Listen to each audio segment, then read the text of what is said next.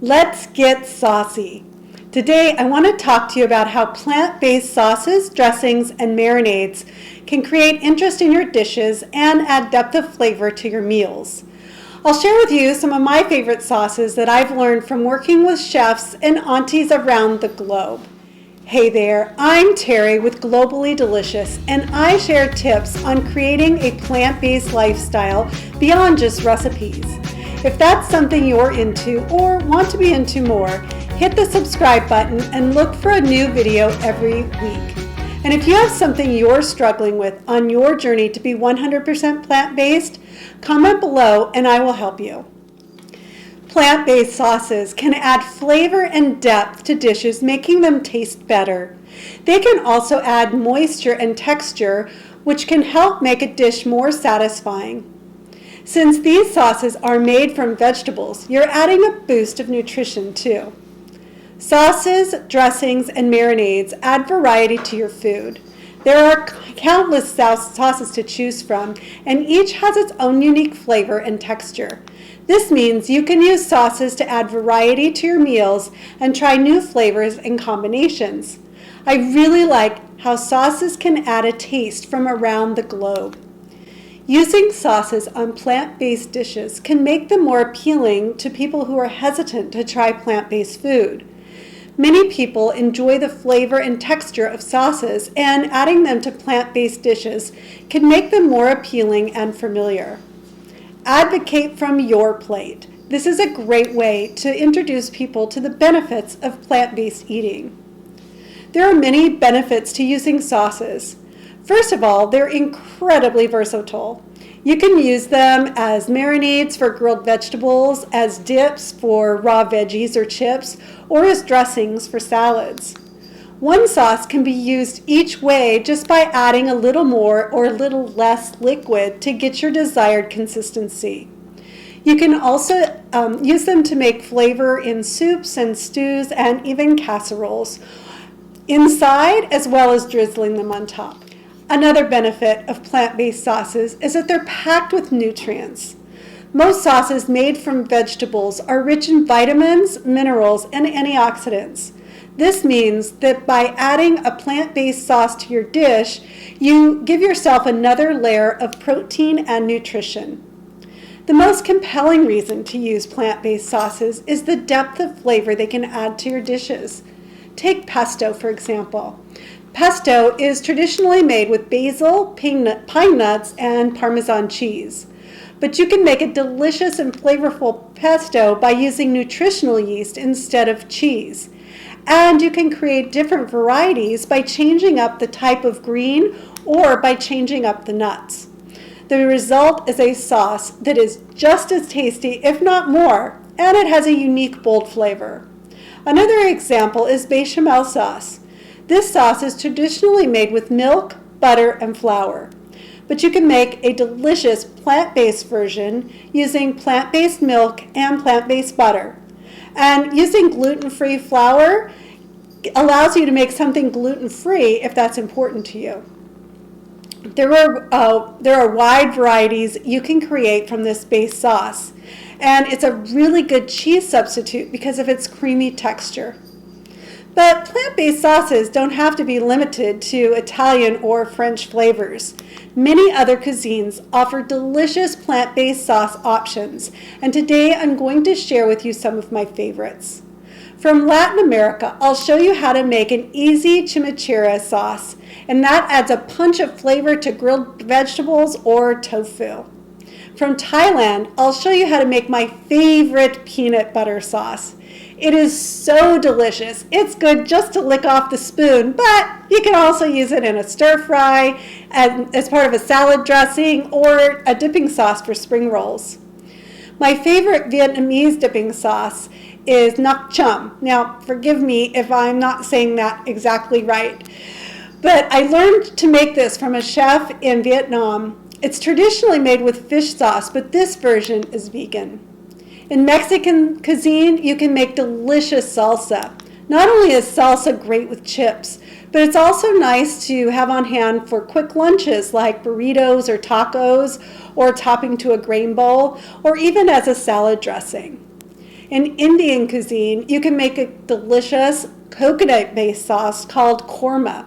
This sauce is made with coconut milk, almonds, and a blend of Indian spices. It's perfect for adding a richness and depth of flavor to curries and stews.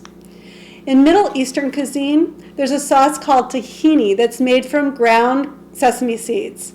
This sauce is often used as a base for dips and dressing like hummus, and it has a rich, nutty flavor that complements a wide range of dishes. It is great on its own, but I'll show you how to make an easy dressing with tahini as the base. Let's get started, and let me show you how to make some of these. So let's get started with the pesto sauce. This is one of my favorites. Now, I am using a combination of pine nuts and walnuts. And I'll tell you what, pine nuts are super expensive. And if you don't have pine nuts or they're too expensive or whatever, you just want some variety, you can really use most nuts. You can use walnuts, you can use pecans, and we're just gonna pop them into a food processor. If you don't have a food processor, you can also use a high-powered blender. That works just fine. I'm gonna pop in some garlic. Now, today I'm using basil. This is all basil. It's probably about 2 cups. It's one of the big containers from the store.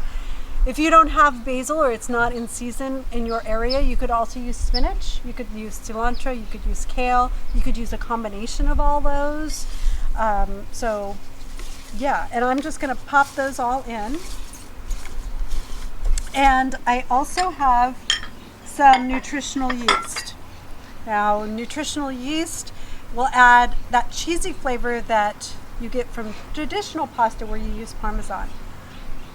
So far, so good, right? Easy.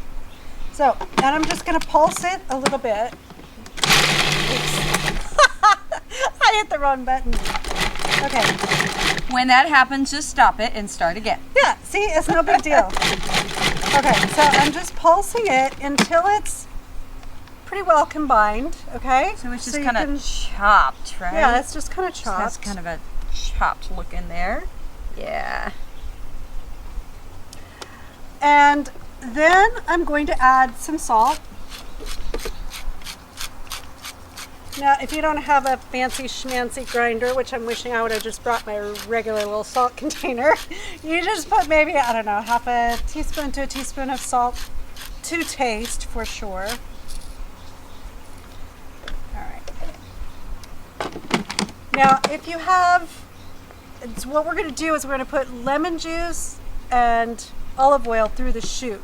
So if you don't have a food processor, your high-powered blender should have a chute, and just do it through that as well.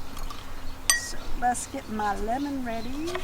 I love lemon. Lemon is so yummy in most foods. So you want to turn that on for me, Kyra? Just totally on? Yeah, just on. Okay, we're going full force here. There goes my lemon. So one whole lemon. One whole lemon. All right, let's stop that. And now I like it lemony. You might want to actually start with half a lemon, but it also depends on, like, every lemon is different. So sometimes, lemons have a lot of juice, sometimes they don't. And here's the deal with recipes. You can always add more. Once it's in there, you can't take it away. But one little trick, so I'm just scraping it down, is if you get too much lemon, you can add a little more salt, and those flavors will help offset one another. Okay, now just start it again, and I'm just going to pour my olive oil in. We'll have the amounts in the recipe, but she just kind of eyeballed it there. But as you can see, she didn't put that much in there. So I do just eyeball it, and you can too. Once you practice a little you bit, it's not that big. You definitely can, yeah. Because what you want to look for is the consistency and texture of the basil. And maybe you like yours a little thicker, or maybe you like yours a little thinner. So maybe you would add less or more, depending on that personal preference. Also, I tend to make my pesto a little bit on the thicker side, especially if I use it on pasta sauce, because 2 reasons. Number one, I use less oil, so it's a little healthier. But here's a secret tip. You can add a little bit of your pasta water. Like you cook the pasta, you drain it, right? But save some of that pasta water and mix it with some of the pesto, and it makes it creamy. And you get like those nutrients that are in that pasta water. So let's just do a little taste test and see if it needs something else. Oh, it's very lemony. Oh my gosh, it's so good. It is good. I think it needs a little bit more salt. Maybe, but not much. It's pretty on. It's really good. It's really good. It's really, really good. And what is crazy is that it tastes like there's cheese in there. That's the nutritional yeast. It tastes like there's cheese in there, but it's also combined with the texture. So that gives it that feeling that there's some Parmesan. Yeah, on point now. Notice the trick? She went to the other end of the spoon. That's only because we're filming. Otherwise, I would double dip. Oh my God. I'm just That kidding. is so... Okay, what's dangerous about that is I would want to eat that whole thing. All right, so we've got peanut butter. You can use... All of that? All of it. Every bit of it. Here we go. You can use creamy or chunky, whatever you prefer. Okay. And then we're going to add some hoisin sauce. I feel like this is the secret ingredient on here. Yes. Because it really gives it a nice flavor. So just about Just a spoon? a spoonful or so.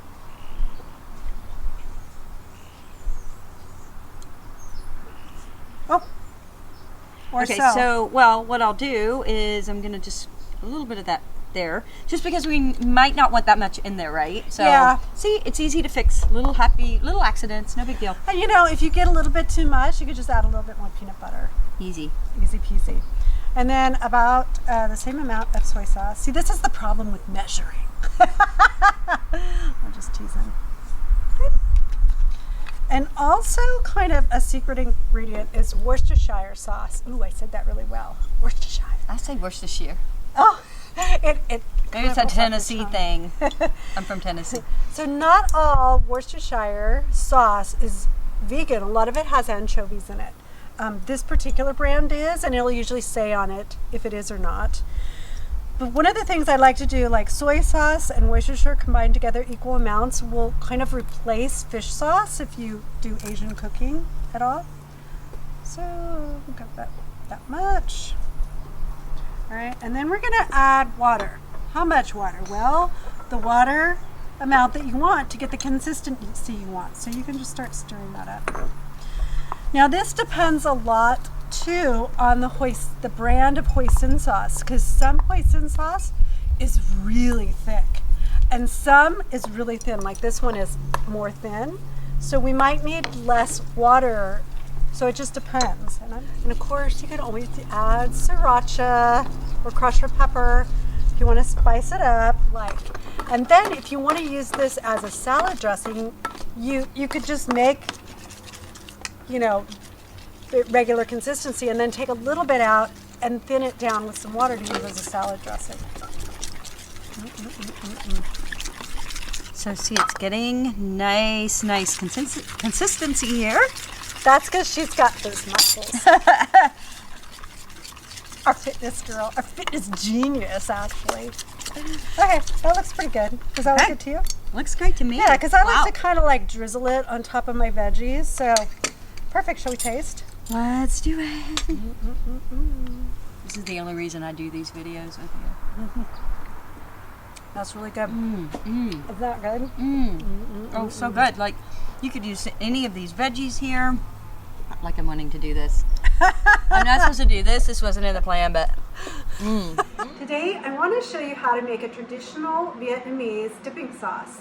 So this sauce is really good to use with traditional spring rolls, or if you're going to mix things up with your spring rolls and maybe be a little bit more seasonal, this is a really nice complement, and it's an extra option that you can use instead of a peanut sauce dip. So I learned this from a chef in Hoi An, Vietnam, and it uses basic ingredients. So I'm just starting with a tablespoon of sugar. This is organic sugar. You want to make sure that your sugar is vegan. And some soy sauce or tamari. I just happen to use tamari. Some limes, usually just one lime, but you know, you can never tell how much juice is actually in a lime, so I have a couple in case I need it. And about 3-ish garlic cloves. Again, it depends on the size of the garlic cloves. And then I'm also going to slice in there some Thai chili. So you can either use green or red, it doesn't matter. And if you can't find fresh Thai chili, you could also substitute just some jalapeno. That would be fine as well. So we're going to start by just putting in with our sugar some lime juice. You want to dissolve the sugar in that lime juice before you add anything else. So it's pretty well dissolved. Then I'm going to add just about a tablespoon of soy sauce. So this is roughly a tablespoon. Mix that in. I'm going to crush some garlic. Once you get all the ingredients in here, it's best if you can let it sit for just, you know, even if it's just 15 minutes to let the flavors all kind of combine together. And then I'm just going to slice up, which one, red or green? I think I'm just going to go with red. Now this isn't, like you can eat these chilies if you want to, but really what it's going to do is it's going to season the sauce. And using the seeds is going to make it a little spicy. And that's it. There you go. Super easy, super fast. Again, just let it sit for at least 15 minutes. If you want to make it the day before and then have it the next day, you just store it in the refrigerator. Chimichurri is a zesty Latin American sauce. It is one of my favorites and really simple to make. The one tip that I would give you is to hand chop all of your ingredients. If you use a food processor, the consistency is going to be a little mushy. My favorite way to use chimichurri sauce is on roasted cauliflower. You can either add it after you've already roasted your cauliflower or put it on prior to roasting it. You can also use it on grilled veggies, tofu, or even as a dipping sauce for bread. This tahini sauce comes together quickly. Just combine all your ingredients and then add some ice water. Make sure it's ice water to reach your desired consistency. It is the perfect sauce or dressing. Use it over roasted veggies, your favorite Mediterranean casserole, or a salad. These are just a few examples of the many delicious plant-based sauces that are available. The possibilities are endless, and you can use your creativity and imagination to create unique combinations of flavor and ingredients. Plant-based sauces are delicious and nutritious and good for the environment. The production of animal-based sauces such as cheese sauce or cream sauce requires large amounts of resources such as water and land. In contrast, plant-based sauces require fewer resources to produce, and they have a lower environmental impact. In addition, by choosing plant-based sauces, you're also supporting animal welfare. The production of animal-based sauces often involves the exploitation and mistreatment of animals. You're choosing a kinder, more compassionate option by choosing plant-based sauces. Next time you want to add some excitement to your meals, try using one of these sauces. I guarantee you won't be disappointed. You want some ideas on where to use these sauces over protein? Grab your free ebook, Plant-Based Protein 101. The link is in the show notes. Thanks for watching. If you found this useful, like and subscribe for more tips every Tuesday on how to be successful on your plant-based journey.